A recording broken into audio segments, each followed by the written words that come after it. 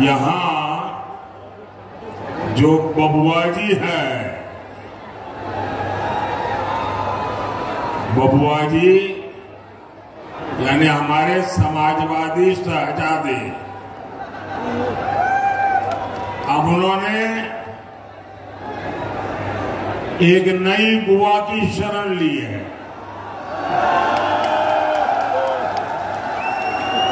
ये उनकी नई बुआ जी है बंगाल में।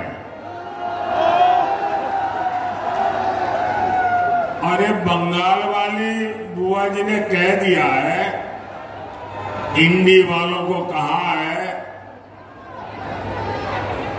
कि मैं आपको बाहर से सपोर्ट करूंगी, अंदर से नहीं।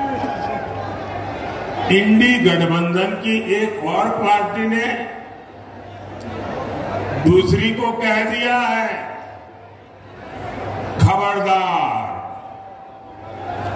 जो हमारे खिलाफ पंजाब में बोला, पीएम पद को लेकर भी सबके सब मुंगेरी लाल को भी पीछे छोड़ रहे हैं।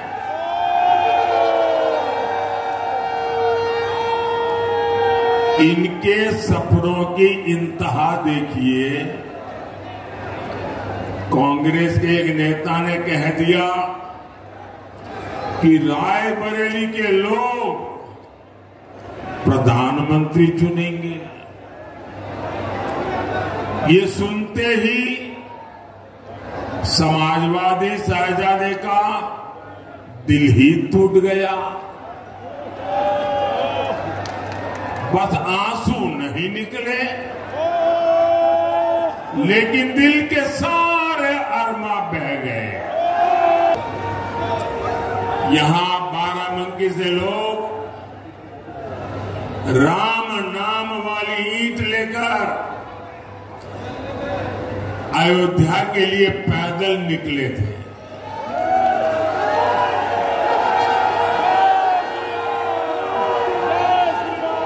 जो पहली बार वोट डाल रहे हैं, जो युवा है, उन्हें पता ही नहीं होगा 500 साल के इंतजार के बाद, 500 साल का इंतजार, ये इतिहास की बहुत बड़ी घटना है कि पीढ़ी दर पीढ़ी हमारे पूर्वज संघर्ष करते रहे, बलिदान देते रहे, त्याग की पराकाष्ठा करते रहे। 500 साल के बाद, और वो दिन याद कीजिए, लोग जब हमारे रामलला को टेंट में देखते थे, उनके आंसू नहीं सूखते थे और लोग सरकार को जितनी भद्दी भाषा में गालियां दे सके देते थे। लेकिन आज 500 साल का इंतजार खत्म हुआ कि नहीं हुआ? 500 साल का इंतजार खत्म हुआ कि नहीं हुआ? रामलला भव्य मंदिर में विराजित हुए कि नहीं हुए? किसके कारण? किसके कारण? किसके कारण? किसके कारण? अरे भाई, मोदी मोदी मत करो, ये तो आपके एक वोट के कारण हुआ है। ये आपके वोट की ताकत है जिसने एक दमदार सरकार बनाई, एक मजबूत सरकार बनाई और आपका 500 साल का इंतजार समाप्त हुआ। आपका वोट 500 साल का इंतजार खत्म कर सकता है। ये कांग्रेस वाले, ये सपा वाले क्या कह रहे हैं? पहले इन्होंने रामलला को टेंट में पहुंचाया। फिर अपनी वोट बैंक को खुश करने के लिए इन्होंने कहा यहां मंदिर की जगह कोई धर्मशाला बना दो, कोई स्कूल बना दो, अस्पताल बना दो। अब जब मंदिर बन गया तो उन्होंने इतना पेट में जहर भरा पड़ा है, इतना जहर पड़ा है, पता नहीं उनकी राम से क्या दुश्मनी है।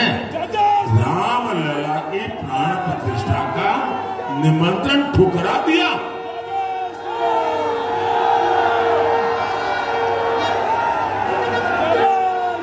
अब यहां सपा के बड़े नेता यहां तक कहते हैं, और वो भी रामनवमी के दिन कहते हैं, ये राम मंदिर को बेकार बताते हैं, भद्दी भद्दी बातें करते हैं। और कांग्रेस तो राम मंदिर पर सुप्रीम कोर्ट का फैसला पलटने की तैयारी कर रही है। सपा कांग्रेस वाले, जब मैं ये कहता हूं ना कि भाई कांग्रेस में ही रहने वाले एक नेता ने कहा है कि वे लोग ये कोर्ट का निर्णय पलटना चाहते हैं। कुछ लोगों ने यार ऐसा तो कैसे हो सकता है, भ्रम में मत रहिए। देश जब आजादी का आंदोलन कर रहा था ना, और देश के टुकड़े करने की बात आती थी, तो देश का हर व्यक्ति क्या नहीं यार देश के टुकड़े थोड़े होते हैं, देश के टुकड़े छोटे होते हैं। हो गए कि नहीं हो गए? इन्होंने कर दिया कि ना कर दिया? ये किसी भी हद तक जा सकते हैं जी। इनका ट्रैक रिकॉर्ड ही ऐसा है। इनके लिए देश में कुछ नहीं है भाई, उनके लिए तो उनका परिवार और पावर, यही उनका खेल है। सपा कांग्रेस वाले सरकार में आए तो रामलला को फिर से टेंट में भेजेंगे और मंदिर पर बुलडोजर चलवा देंगे। क्या योगी जी से यही सीखना है क्या? अरे जरा योगी जी से ट्यूशन लो, बुलडोजर कहां चलाना कहां नहीं चलाना। संविधान बन रहा था तब धर्म के आधार पर आरक्षण के सबसे बड़े विरोधी थे। धर्म के आधार पर आरक्षण नहीं होगा, ये संविधान सभा ने निर्णय किया था और सोच विचार करके किया था। अरे इतने ही नहीं, इनके परनामा ने भी धर्म के आधार पर आरक्षण का विरोध किया था। लेकिन 10 साल पहले यहां यूपी में इन लोगों ने धर्म के आधार पर आरक्षण देने की कोशिश की थी और कर्नाटका में तो कर दिया। कर्नाटका को उन्होंने अपनी लेबोरेटरी बनाया है।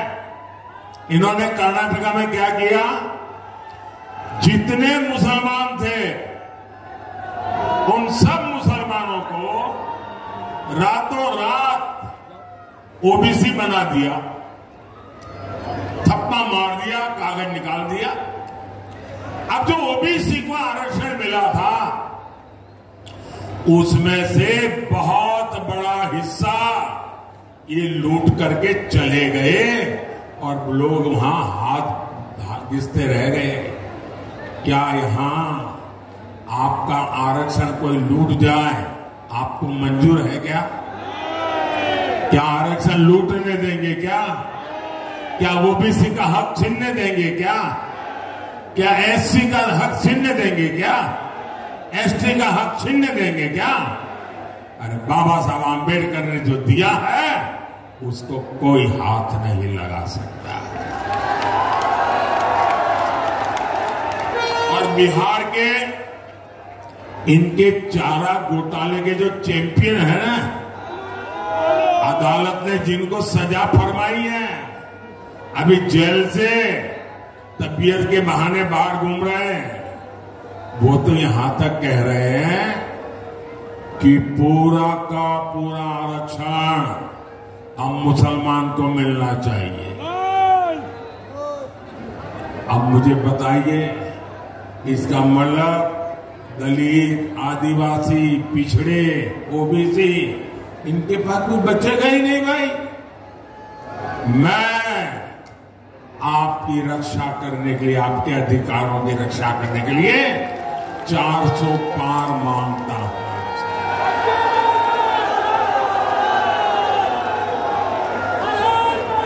कांग्रेस के शहजादे कहते हैं ये नया ले आए भाई।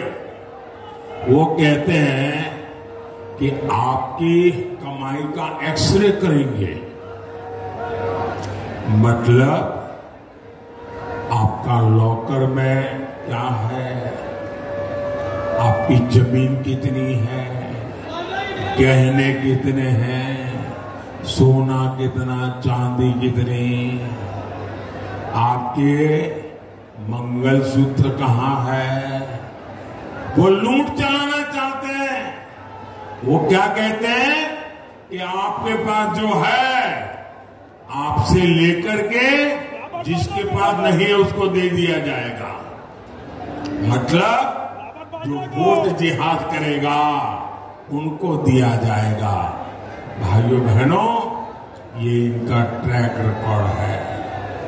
सपा कांग्रेस तुष्टीकरण के आगे घुटने टेक चुकी है। आप तो जानते हैं मैं 2014 से काम में लगा हूं, स्वच्छता अभियान, सफाई कर रहा हूं। देश साफ सुथरा होना चाहिए, नहीं होना चाहिए? स्वच्छता होनी चाहिए, नहीं होनी चाहिए? और हमारे मोदी जी और हमारे योगी जी भी सफाई कर रहे हैं, वो भी सफाई होनी चाहिए ना। दुर्गंध आती है तो नींद आती है क्या? तो दुर्गंध हटानी पड़ती है ना। तो योगी जी वो काम भी बड़े अच्छा कर रहे हैं। और ये सफाई होने के कारण अब उत्तर प्रदेश में निवेश का माहौल बना है। लोग विश्वास के साथ उत्तर प्रदेश में उद्योग धंधे के लिए रुपये लगाने के लिए तैयार हुए। पुराने सारे रिकॉर्ड तोड़ोगे? अच्छा मेरा एक काम करोगे, मेरा एक काम करोगे? क्या कमाल हो यार, ठंडे हो जाते हो। जरा हाथ ऊपर करके बताइए, मेरा काम करोगे क्या? ये चुनाव वाला काम नहीं है, मेरा पर्सनल काम है। करोगे? पक्का करोगे? अच्छा घर घर जाइएगा, ज्यादा से ज्यादा परिवारों में जाइएगा। परिवार में हर बुजुर्ग परिवार के मुखिया के साथ बैठिएगा, उनको कहिएगा मोदी जी आए थे और मोदी जी ने आपको राम राम कहा है। मेरा राम राम पहुंचा देंगे, हर घर में पहुंचा देंगे। बोलिए भारत माता की।